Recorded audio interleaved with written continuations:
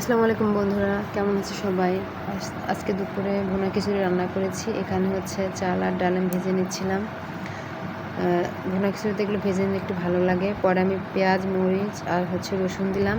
রসুনটা আমি শুধুমাত্র ছিলে দিয়েছি, এখানে রসুন আর কিছু করিনি, কারণ রসুনটা মুখে পড়লে ভালো লাগে।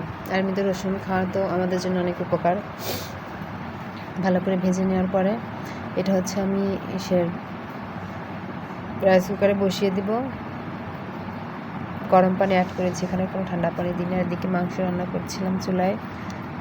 মাংস রান্না শেষে এখানে হচ্ছে জিরা আর এলাচ গুঁড়ো দিলাম। এই মশলাটা দিলে একটু ভালো হয়, একটু টেস্টটা একটু ভালো হয়। মাংসটা অনেকটা কষা কষা হয়ে গেলে তারপরে এটা আমি খিচুড়ির সঙ্গে অ্যাড করে দিব। এখানে খিচুড়িটা নেড়ে নিচ্ছিলাম, লবণটা একটু কম হয়েছিল, পরে টেস্ট করে দিলাম। এখানে শসা কেটে নিচ্ছিলাম।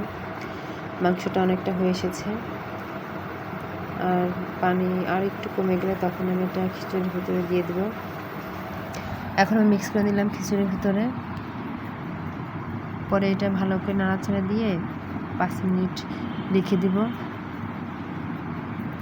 5 মিনিটে আর কোনো নাড়া দিব না, এটা নাড়া দিয়ে এটা ঢেকে ভাপে দেওয়ার পরে এটা অনেকটা মসৃণ হয়ে যাবে। তো এই তো আমার খিচুড়ি রান্না হয়ে গেল। 5 মিনিট রেখে দেওয়ার পরে যখন পরিবেশন করলাম, এটা অনেকটা মাংসটা অনেকটা সফট ছিল। খিচুড়িটা অনেক মজা লেগেছে খেতে। তো বৃষ্টির দিনে তোমাদের কার কার খিচুড়ি খেতে ভালো লাগে অবশ্যই জানাবে। এটাও নিচ্ছিলাম এখানে, এটা দেখে এখন আবার দেখো খুব টেস্ট হয়েছে। তো আল্লাহ হাফেজ বন্ধুরা।